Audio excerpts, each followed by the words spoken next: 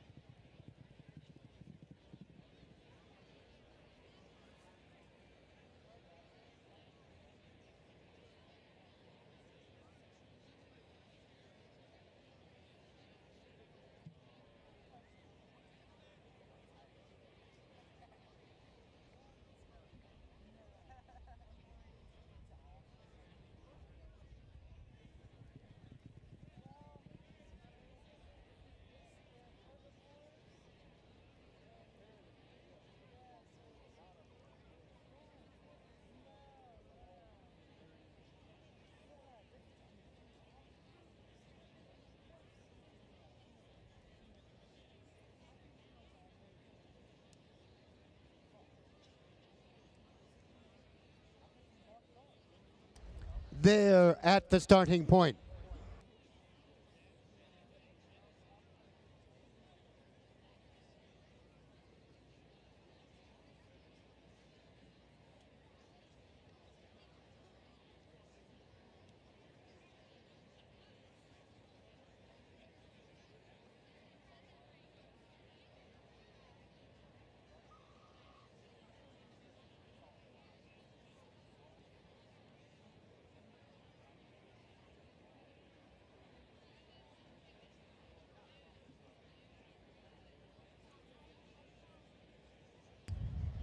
Now under starters' orders.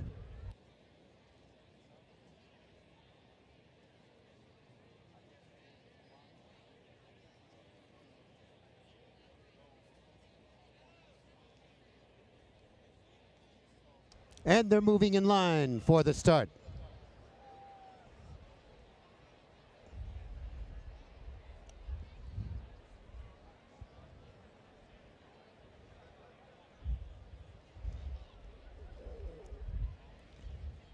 The flag is up.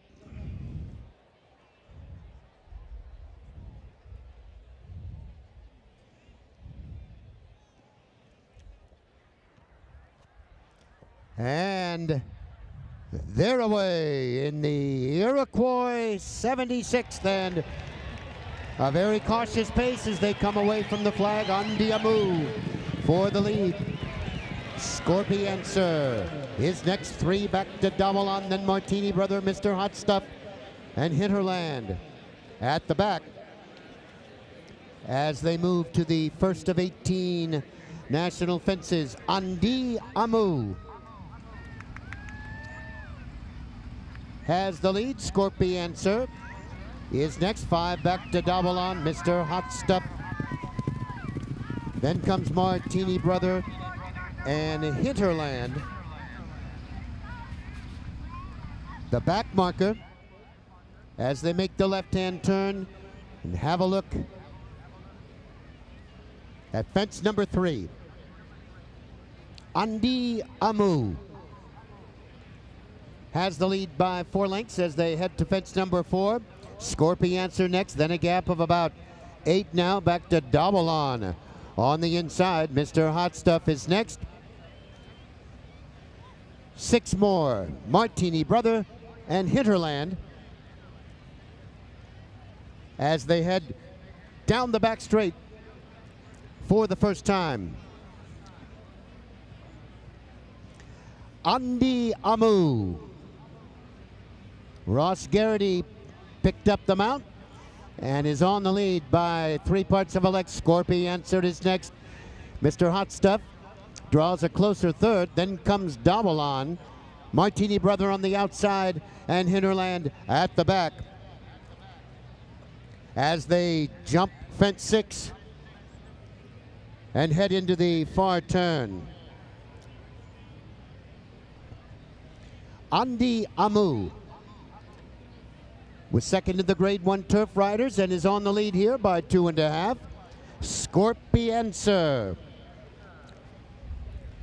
The Temple Guapmi winner maintains the second spot. Mr. Hot Stuff, Kentucky Derby veteran, 8 years ago, in third, then 2.5. Davalon is next. Martini Brother, Hinterland on the outside. On now to fence 8 in the Iroquois. And it is Andy Amu with the lead. Scorpiencer. Winner at Middleburg right there in second, 2.5. Mr. Hot Stuff is next. Davalon, Past Eclipse Award winner, in fourth, being rated there in 2.5. Hinterland and Martini Brother at the back. On they go now to fence 10. Andy Amu in the yellow colors, in front, 3 parts of a length. Scorpy Answered is next. 5 now back to Davalon. Mr. Hot Stuff in fourth. Then comes Hinterland and Martini Brother is at the back. On they go to fence 11. Andy Amu is first over. Scorpiencer right there now, pushing at the leader. 6 back to Davalon. Then comes Mr. Hot Stuff. 4 back to Hinterland and Martini Brother is at the back. Down the back straight they go. Andy Amu still on the lead, but will have to deal with a determined Scorpiencer there in the lime colors. The others better start running. It's 6 now. Hinterland is moved into third. Mr. Hot Stuff is next. Then comes Davalon and Martini Brother at the back. Down the back straight they go, and these two are locked in combat. Scorpiencer now gets the advantage, a length and a half. Andy Amu gives way a bit. 6 back to Hinterland, still being rated as they head down the back straight now for the final time. And Scorpiencer by 5. Andy Amu is next, then comes Hinterland. 6 back to Davalon. Martini Brother, Mr. Hot Stuff, as they head to the far turn now, and Scorpiencer in front, 5, 6, 7, 8 lengths. Hinterland trying to mount a challenge. Andy Amu is next, then comes Davalon. Mr. Hot Stuff being eased as they come now to the top of the straight. Looking at another Grade 1 win is Scorpiencer as they turn for home. 2 to go in the Iroquois. It's all Scorpiencer and Sean McDermott galloping through the straight here. He takes a look and sees Hinterland far back. Here they are at the 18th and final. Scorpiencer carefully approaches the final jump, up and over. Hinterland is next. It's Scorpiencer in front.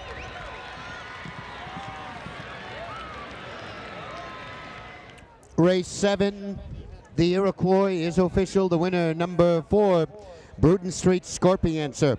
A big gelding by Scorpion. Jana Bailey, trained by Jack Fisher. Sean McDermott, his second win of the day. Number 1, Hinterland second. Number 5, Andy Amu third. Number 6, Martini Brother fourth. The time 5:37 flat. Always great fun calling the races here. Take it away, Megan, at the winner's circle. Thanks, Tony. absolutely brilliant victory by Scorpiancer in the Grade 1 Calvin Hoagland Iroquois, sponsored by Bank of America, our presenting sponsor here this afternoon. Our trophy presentation today will be made by Mrs. Donald Gill, Mr. Tyson Moore, Tennessee President, Bank of America.